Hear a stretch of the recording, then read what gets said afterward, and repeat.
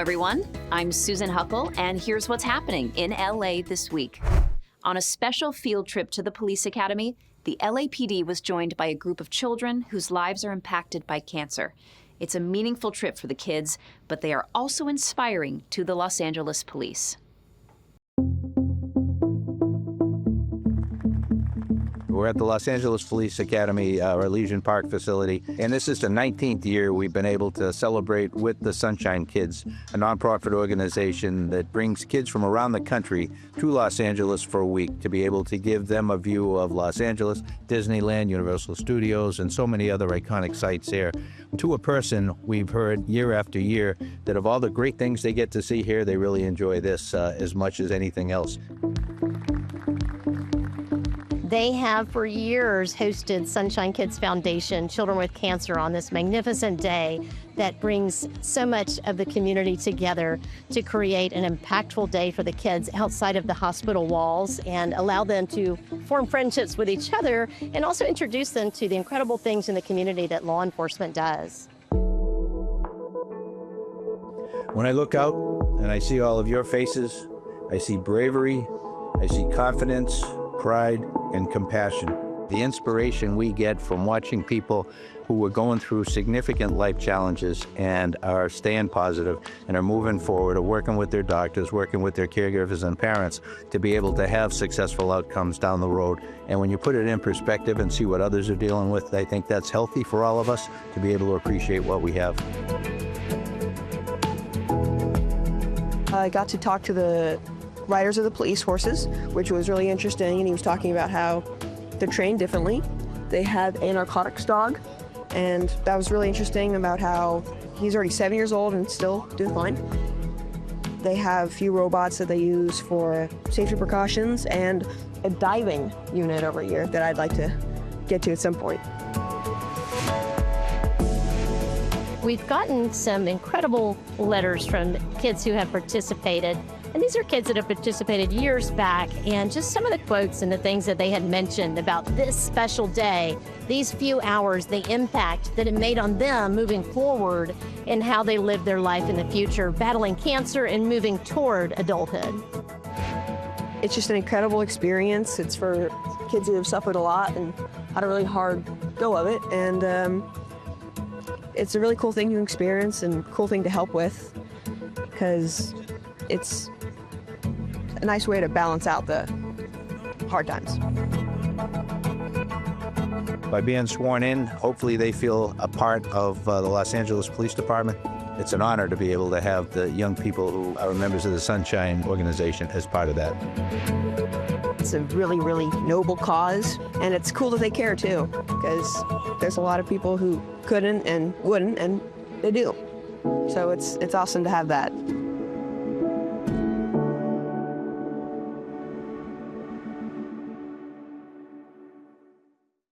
Tree trimming or sidewalk repairs, these local concerns can often feel sidelined in a big city. At a recent Public Works town hall, Angelenos brought their queries, questions, and yes, even complaints straight to the bureaus involved.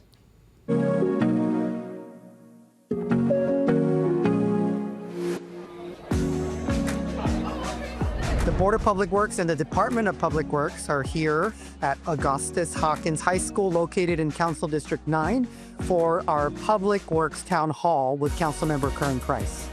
Having Curren D. Price, our council member, in front of us for him to hear our concerns, our complaints is very important.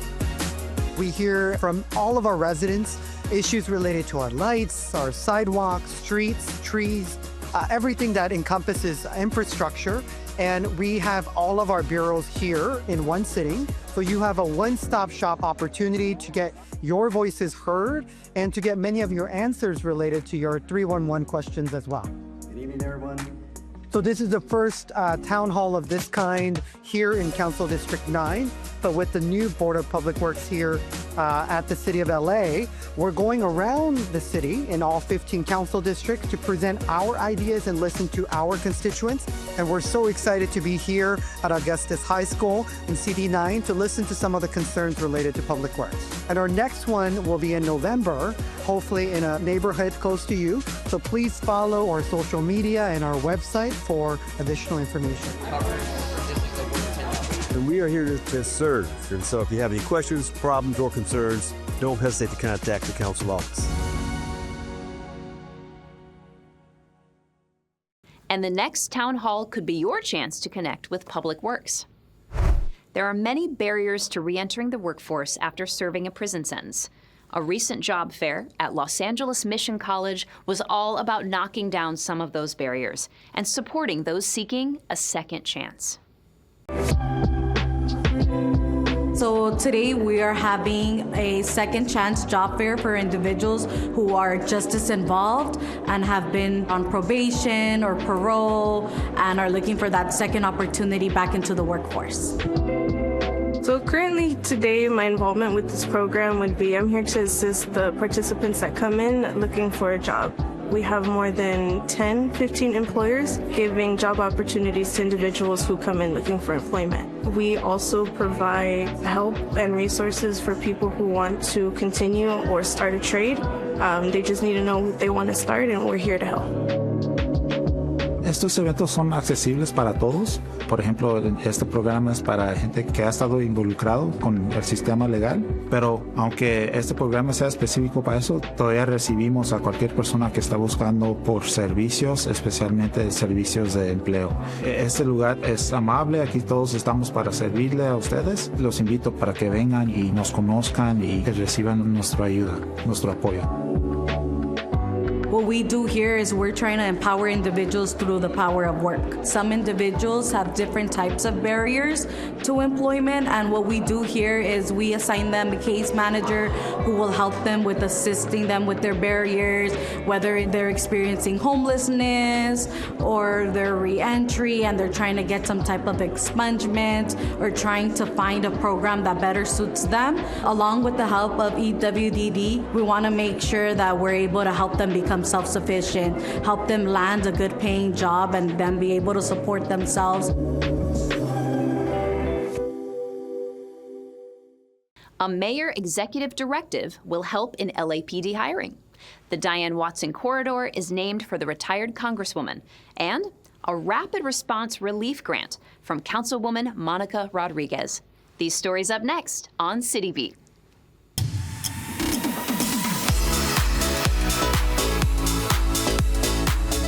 Mayor Curren has issued an executive directive to accelerate the hiring of more officers for the Los Angeles Police Department.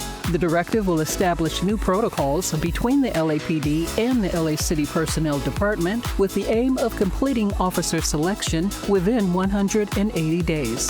The executive directive will also install a new LAPD hiring division within the LA City Personnel Department.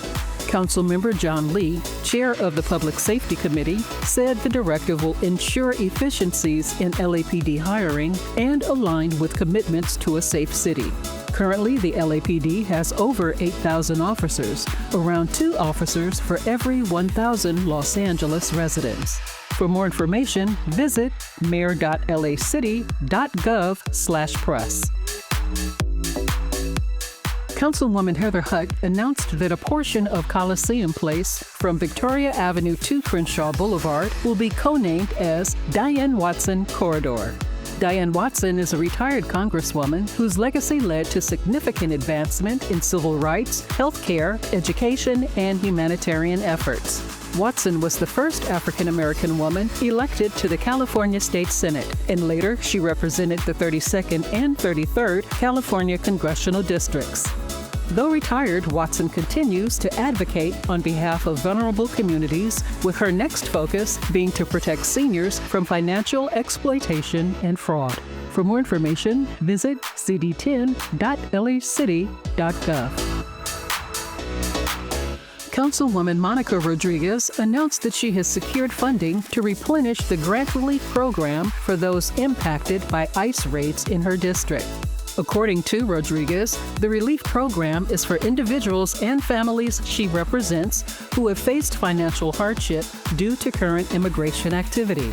The Council District 7 Rapid Response Grant will help those who meet the eligibility requirements with a one-time payment of $250 for individuals and $500 for families. The grants will be awarded on a first-come, first-served basis for as long as funds allow. For more information, visit the social media links at cd7.lacity.gov.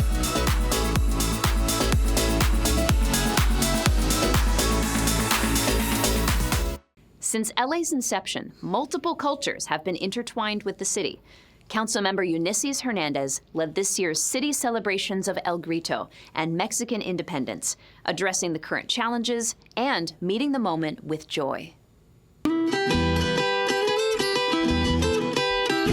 The people of Los Angeles, El Grito is something that it's been celebrated all over the city all my life. Years ago, it got brought to City Hall, and it's one of our biggest celebrations of the year.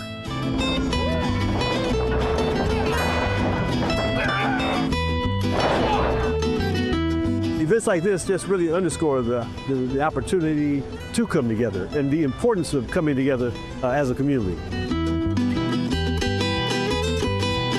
We know we have to work together, otherwise we're going to all fall together. Los Angeles is the home of the largest concentration of people of Mexican origin outside Mexico City. I am honored to be the Consul General of Mexico in Los Angeles and to come and celebrate our independence, our pride in our identity, our culture.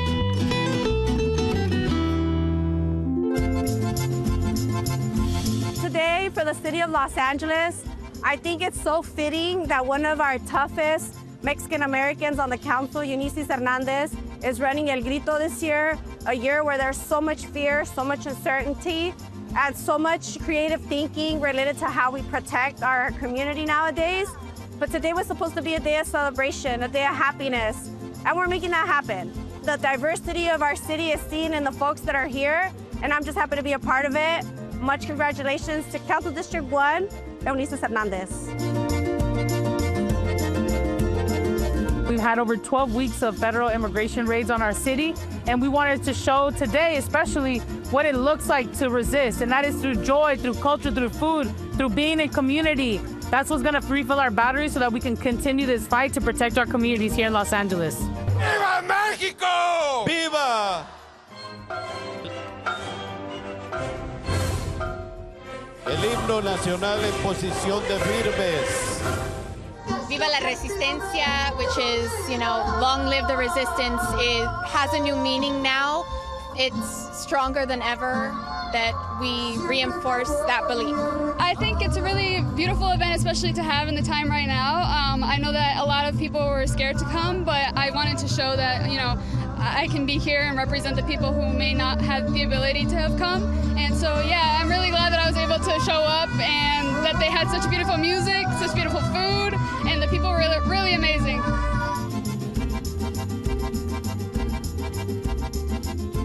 I think that's wonderful because I really like those colors. I like the energy here. It's so positive and so even despite I'm from another country, I don't speak Spanish, but I feel so cozy like at home. I just was walking around, I heard some music, I thought I have to check it. So here I am, and I'm glad that it's happened like this.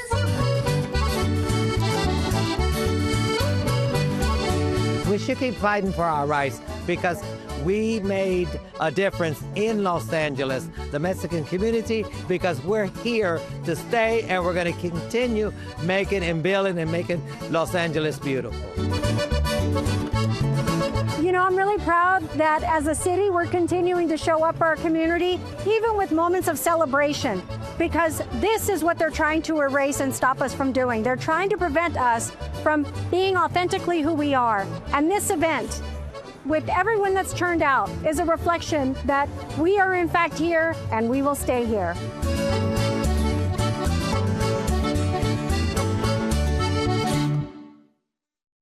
Imagine celebrating in 2 languages.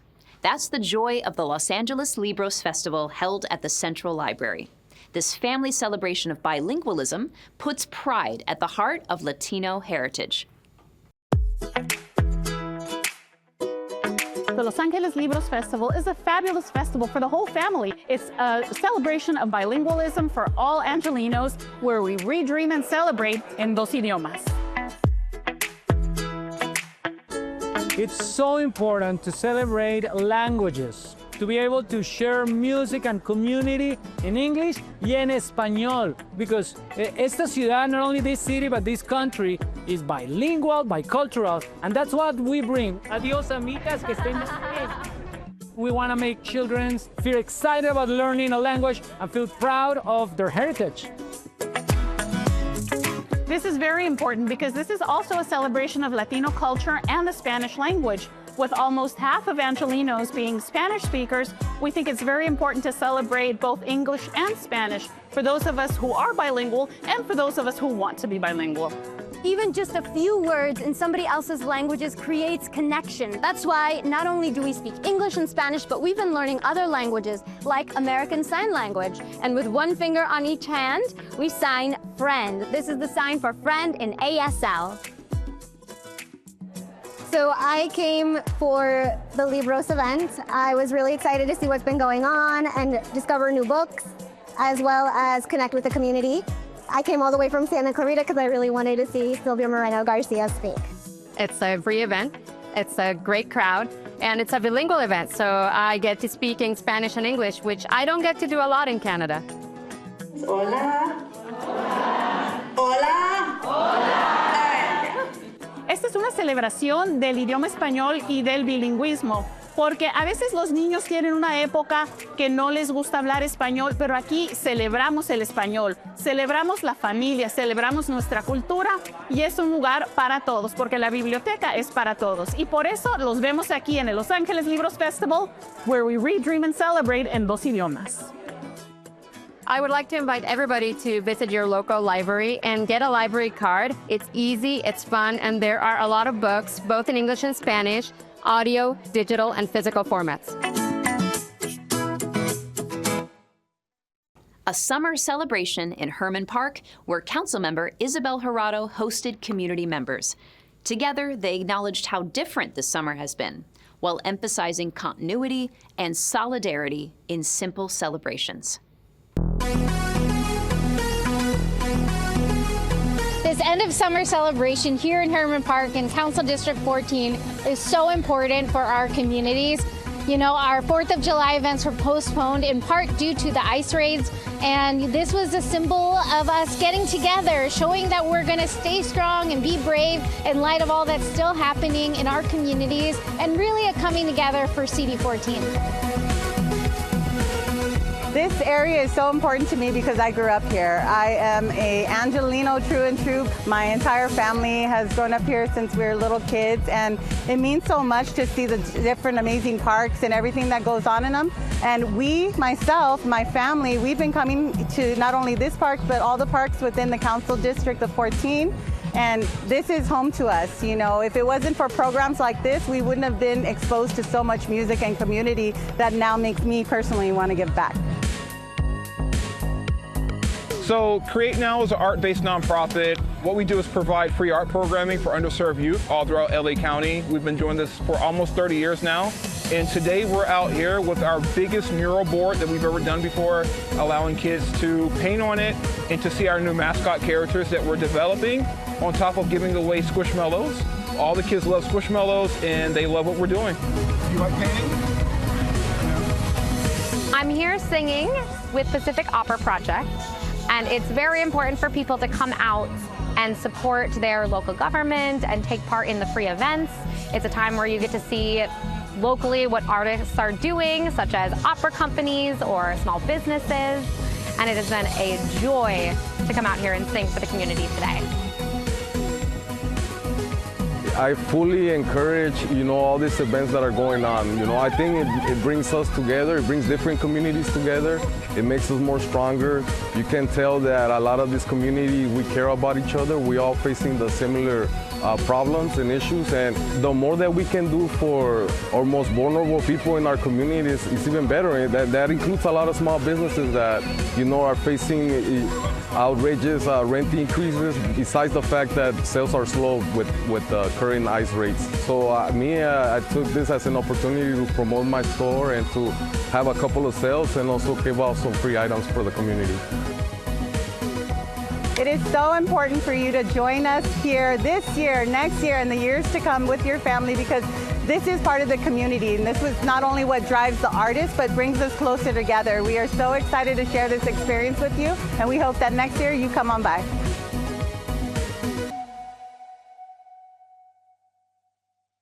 LA City's Department of Cultural Affairs encompasses a diverse portfolio of landmarks, and none can claim to be as unique as the Watts Towers. These folk art structures were built from almost nothing, from scraps, but they now mark a place for the community, arts education, and excellence.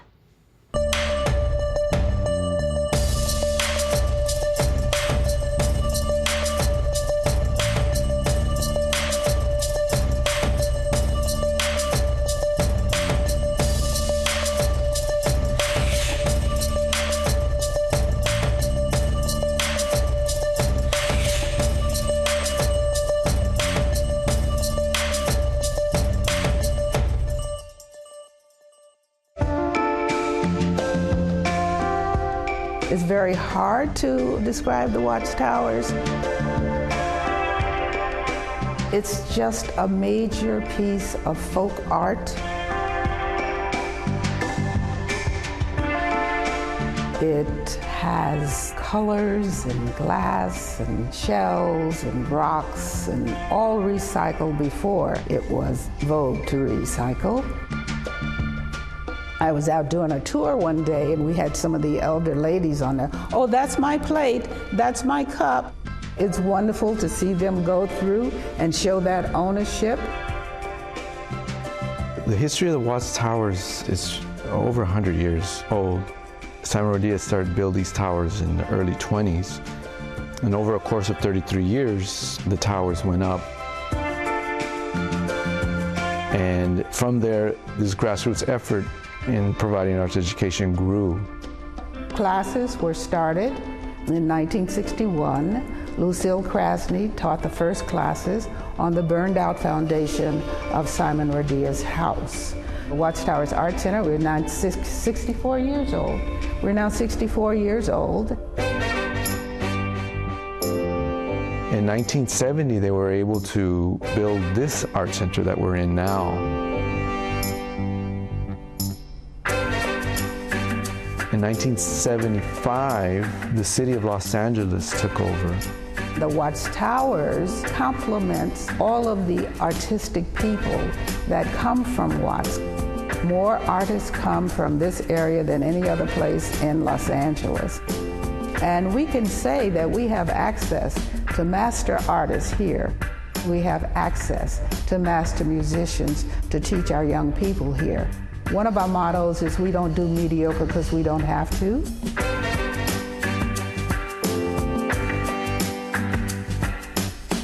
That's why the City of Los Angeles Department of Cultural Affairs invests so much in this campus, because it provides art and museum education for this community that it could not get if we were not here. Our community can't afford to pay for piano classes or music classes or voice classes or art classes. They can't afford that. We provide museum and art education for our community when they can't get to LACMA, when they can't get to MoCA, but they can come to the Watts Towers Art Center campus to get fine arts. It really represents the city on so many levels. It's called Nuestro Pueblo. Simon Rodriguez called it Nuestro Pueblo, which is in Spanish is our town, our people, our community. Our community has been very, very involved from the inception, which is a phenomenal thing. It shows what you can do with nothing, and our community does a lot with nothing sometimes, but we're resilient. We're still here. We're not going anywhere. You can't get rid of us.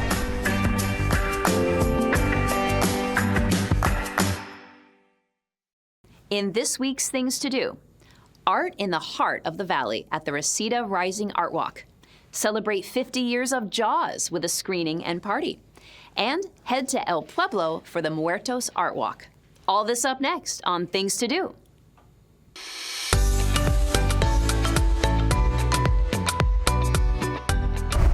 Join the Department of Cultural Affairs for Councilmember Bob Blumenfield's Resistencia Rising Art Walk 2025.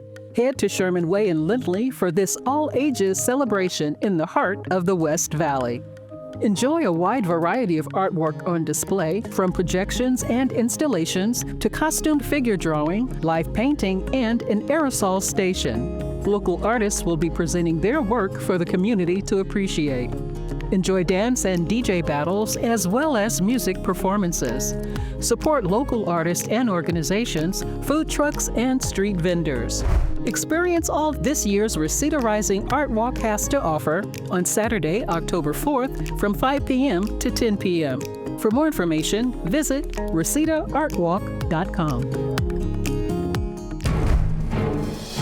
Jaws! Just hearing the name brings the iconic music to mind. Now imagine watching the movie from the water. Celebrate the 50th anniversary of Jaws at a movie night and beach party at the Hansen Dam Aquatic Center.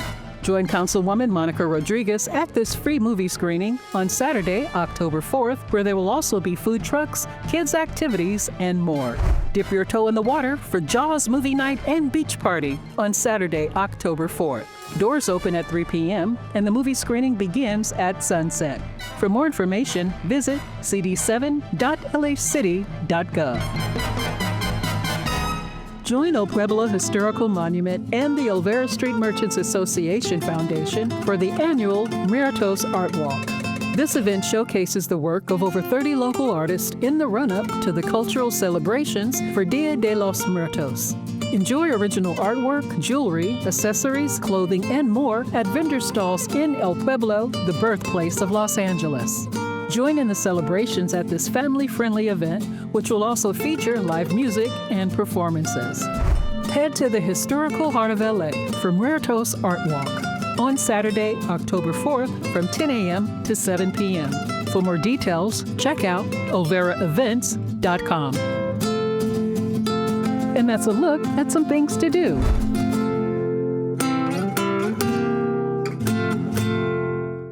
And that's all for this week. I'm Susan Huckle, and from all of us here at LA This Week, thank you so much for joining us. Remember that you can watch us online anytime at lacityview.org. We're also on Instagram, Facebook, X, and YouTube.